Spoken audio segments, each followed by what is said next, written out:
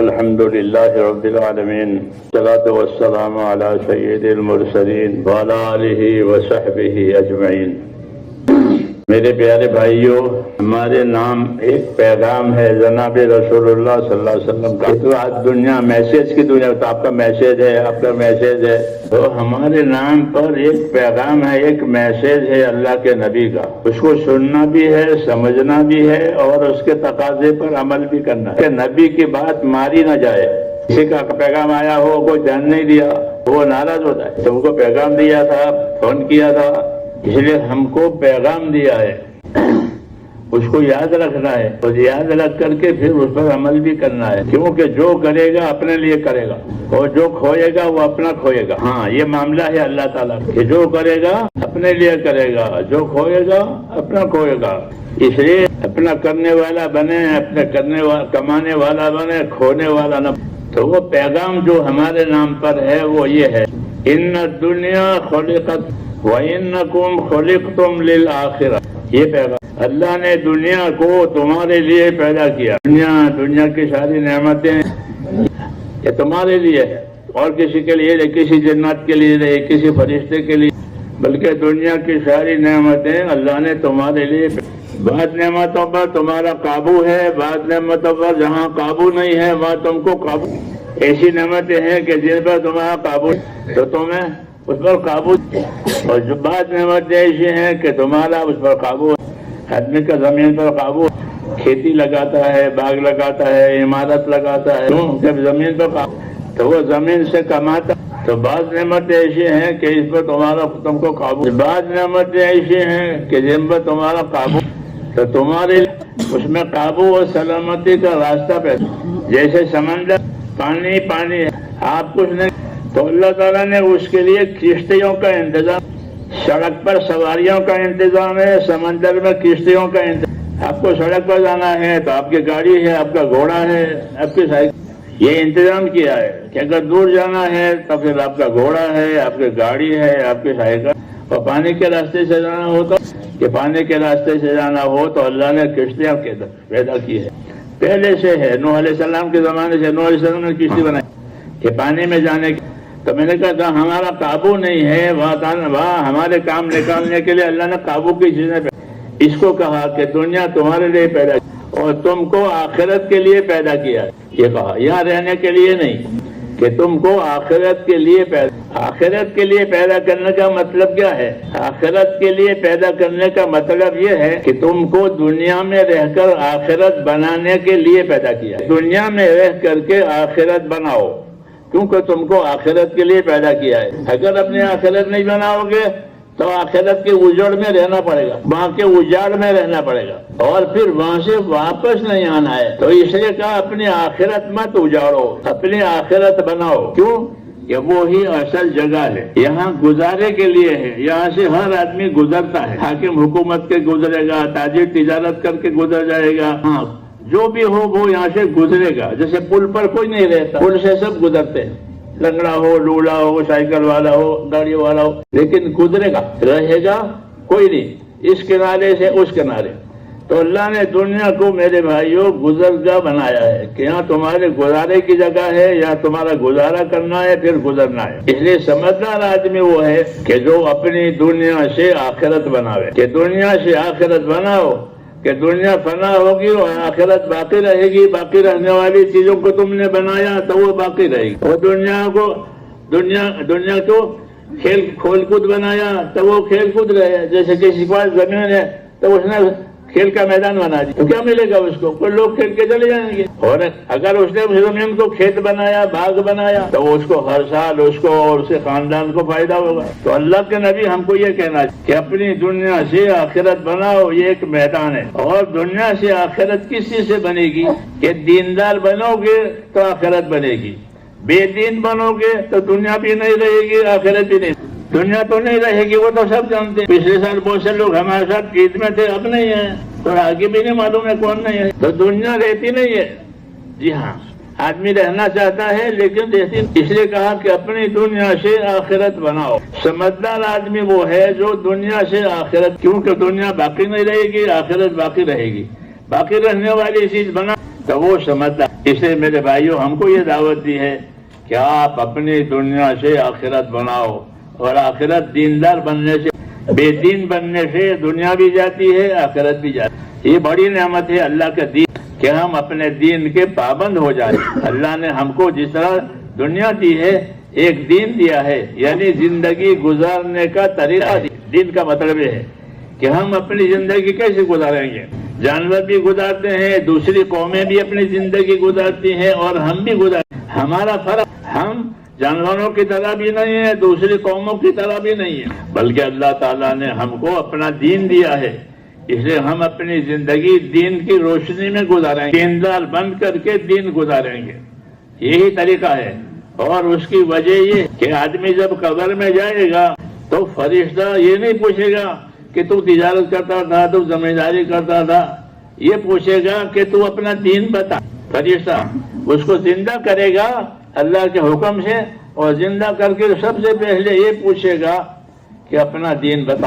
جیسے آپ کسی ملک میں جاؤ تو وہ آپ کی خیریت نہیں پوچھیں, امیگریشن والے, کہ تو آپ خیریت سے ہو کر کہ لاؤ پاسپورٹ دکھاؤ, ویزا دکھاؤ, ٹکٹ دکھاؤ, 3 چیز یہ سب جانتے ہیں.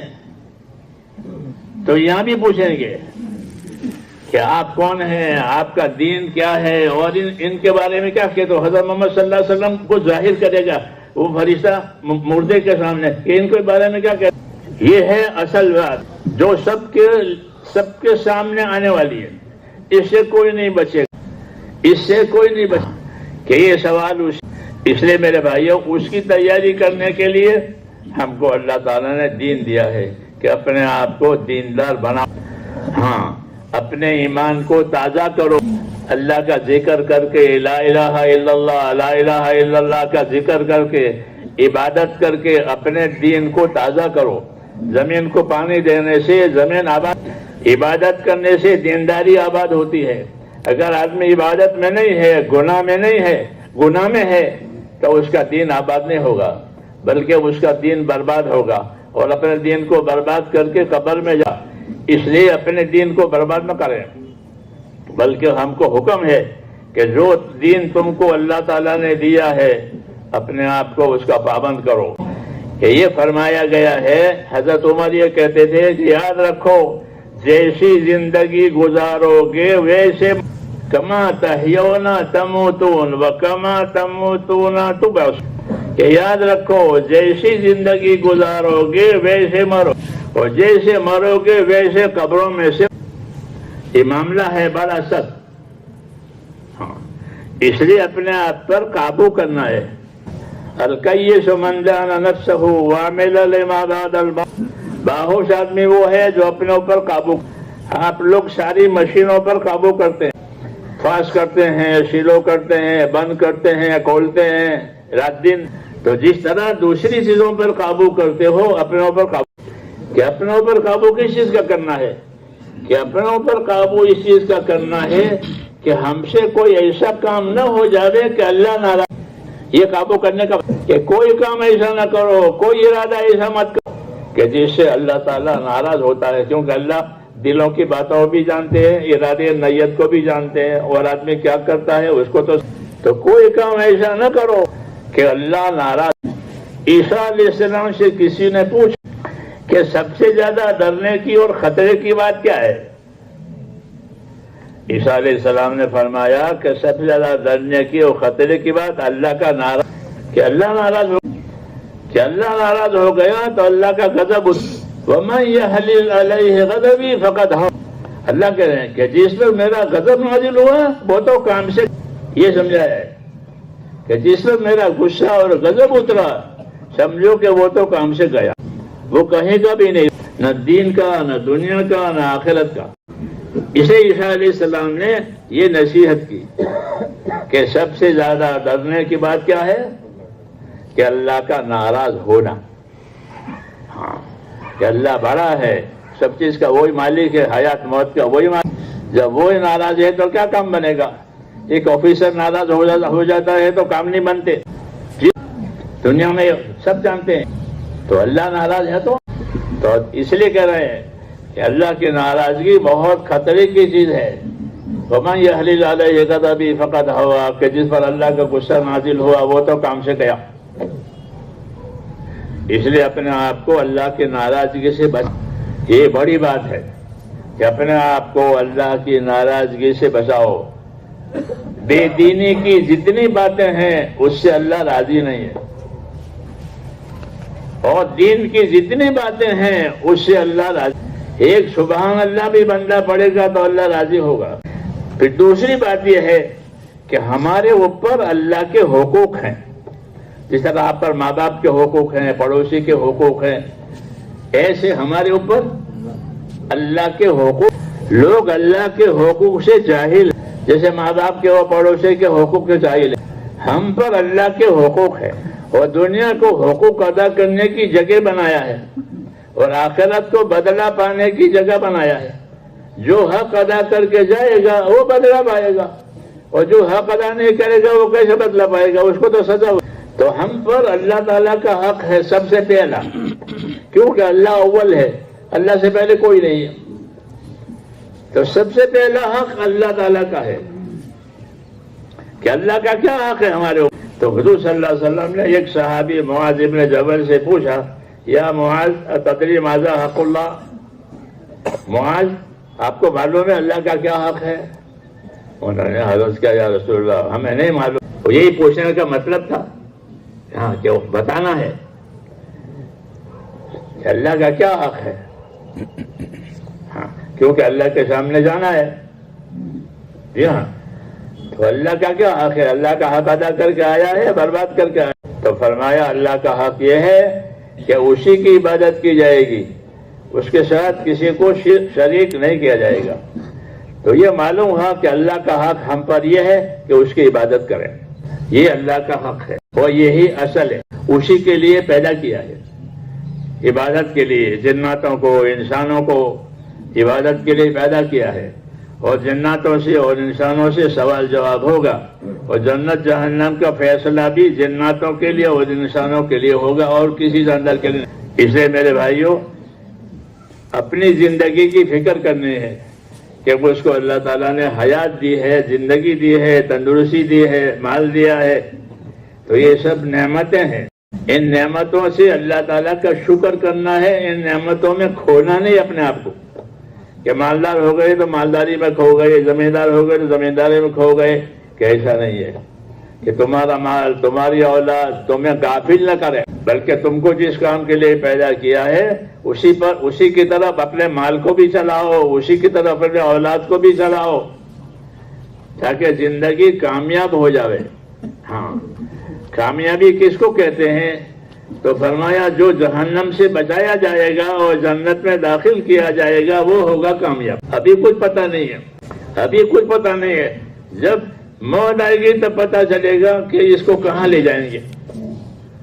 ہاں اس لیے ہر آدمی کو، میرے بھائیوں، مجھ کو، آپ کو اپنی زندگی کی فکر کرنی ہے، کیونکہ یہ امانت ہے. زندگی امانت ہے. جب تک اللہ چاہیں گے ہمارے پاس رکھیں گے، اور جب چاہیں گے حیات لے لیں گے. اس لیے یہ دعوت ہے کہ اپنی زندگی کو اس کام میں لگاؤ جس کام کے لیے پیدا کیا ہے. تو اللہ نے ہم کو، انسانوں کو، جناتوں کو عبادت کے لیے پیدا کیا. اس لیے ہمارا پہلا کام یہ ہے کہ عبادتوں کا اہتمام کریں، کہ کوئی عبادت چھوٹے نہیں، کیونکہ یہی آدمی کے کام آنے والی چیز ہے. آدمی کی قبر میں نماز ایک طرف ہوگی، روزہ ایک طرف ہوگا، کلمہ ایک طرف ہوگا، دوسرے اعمال ایک طرف ہوں گے. اگر لے کے گیا ہے تو جیسے مسافر سامان لے جاتا ہے تو اس کو کام آتا ہے، اور سامان نہ ہو تو، یا سامان کھو جائے تو، کہ مسافر سب زیادہ پریشان ہوتا ہے. جی ہاں، تو ایسے میرے بھائیوں ان اعمال کو لے کر کے جانا ہے. ہاں کہ قبر کی زندگی میں ہر آدمی دیکھے گا کہ میرے کیا آمد ہے. ہاں جی ہاں، وہ اس کو معلوم ہو جائے گا کہ اس نے اپنی زندگی میں کیا کیا ہے.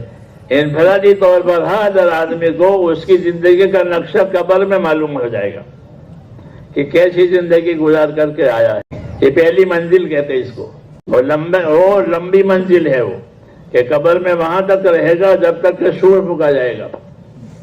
تو لمبا زمانہ ہے. اس لیے وہ اپنی قبر میں سامان لے کر کے جاوے. گاڑی میں اگر آپ سوار ہو گئے اور آپ کے پاس ٹکٹ بھی نہیں ہے اور آپ سوار ہو گئے تو غلط سوار ہو گئے، اور ٹکٹ ہے اور اس کے ساتھ سامان نہیں ہے تو بیٹھنا تو ٹھیک ہے، لیکن بغیر سامان کے آپ پریشان ہو جائیں گے۔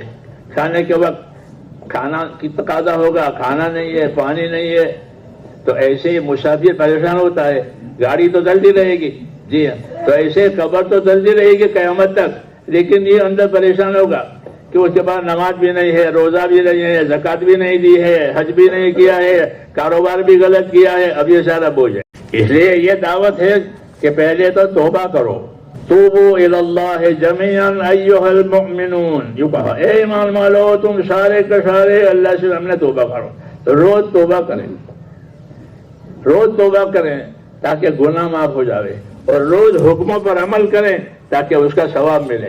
تو گناہوں کو معاف کرانا ہے، اور اپنے آپ کو آخرت کی تیاری کے لیے اپنے اعمال کی پابندی کرنی ہے، نماز ہے، روزہ ہے، پائی کی زکوٰۃ، اور پھر اللہ پیسے دے تو حج، جی ہاں، تو یہ اللہ تعالیٰ کا حق ہے عبادت، اس لیے اپنے آپ کو اس کا پابند کرے۔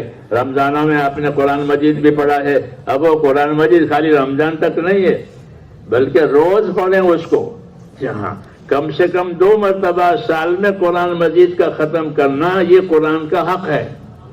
سال میں بھی 2 دفعہ ختم نہ کرے تو اس نے قرآن کا حق مارا ہے، جی ہاں، اسے جیسے رمضان میں پڑھا ہے آئندہ بھی اپنے آپ کو پابند کریں کہ ایک رمضان سے دوسرے رمضان تک برابر آباد رہے، یہ کرنا ہے۔ اس لیے اپنے آپ کو پابند کرنا ہے، توبہ کرنی ہے، اور موت کی تیاری موت سے پہلے کرنی ہے، یہ دعوت ہے۔ کہ وہ حضور نے فرمایا کہ تم کو آخرت کے لیے پیدا کیا ہے اور دنیا کو تمہارے لیے پیدا کیا ہے۔ جب ہم کو آخرت کے لیے پیدا کیا ہے تو اپنے آخرت کو بھی بنانا ہے اور اپنے آپ کو بھی سنبھالنا ہے۔ اللہ مجھے اور آپ کو اس کی توفیق دے، اس لیے پابند ہو کر کے کام کرے، کوئی نماز چھوٹے نہیں، کوئی نماز قضا نہ ہو جاوے، نماز باجماعت ہو۔ اس لیے کہ یہ فرمایا ہے ایک بزرگ صحابی نے کہ اللہ سے ملاقات ایمان کی حالت میں کرنا چاہتے ہو؟ کہ ہاں، کہ اللہ سے ملاقات ایمان کی حالت میں کرنا چاہتے ہو تو مسجدوں میں جا کر نماز با جماعت پڑھو۔ نماز با جماعت پڑھو گے تو اللہ سے ملاقات ایمان کی حالت میں ہوگی، ایمان نصیب ہوگا مرتے وقت، ایمان ہاتھ سے نہیں جائے گا، ورنہ ایمان ہاتھ سے بات مطلب چلا جاتا ہے، جی ہاں۔ اس لیے کہا کہ اللہ سے ملاقات کرنا چاہتے ہو ایمان کی حالت میں تو مسجدوں میں جا جا کر کے نماز با جماعت پڑھو۔ جب تمہاری موت کا وقت آئے گا نماز با جماعت پڑھنے والوں کو تو موت کا فرشتہ سب سے پہلے کلمہ یاد دلائے گا کہ تو کلمہ پڑھ لے، تجھے جانا ہے۔ یہ کتابوں میں لکھا ہے کہ مرنے والے کو کلمہ یاد دلاوے۔ آج تو اسپتالوں میں لے کو کلمہ یاد نہیں دلاتا، یہ ہو گیا ہے، تو وہ فرشتہ اس کو کلمہ یاد دلاتا ہے، کیونکہ وہ دیکھتا ہے کہ روز مسجد میں جماعت کی نماز پڑھنے کے لیے آتا ہے، تو اس کو وہ کلمہ یاد دلاتا ہے، وہ جان لینے کے لیے آیا ہے، روح لینے کے لیے آیا ہے، تو کہ تو کلمہ پڑھ لے، تجھے جانا ہے۔ تو نماز با جماعت پڑھنے کی برکت کی ایک یہ بھی ہے کہ ایمان پر موت آئی، ایمان پر موت آئی کہ ہمیشہ کے لیے کامیاب ہو گیا۔ جب قبر میں سے اٹھے گا تو روشن چہرے والا اٹھے گا ایمان کی وجہ سے، کافر کالے چہرے سے اٹھے گا اور ایمان والا ایمان کے چہرے سے اٹھے، جی ہاں، یہ حدیثوں میں ہے۔ اس لیے میرے بھائیوں اپنی فکر کرنی ہے، تو کرو گے انشاءاللہ؟ ہاں، یہ پیغام اسی لیے ہے کہ اپنے آپ کو اپنی زندگی میں اپنے آپ کو پابند کریں۔ آزادی بربادی ہے اور پابندی میں کامیابی ہے۔ اللہ کے حکم کا، نبی کے طریقوں کا اپنے آپ کو پابند کرنا ہے۔ اللہ تعالی ہم سب کو نصیب فرمائے۔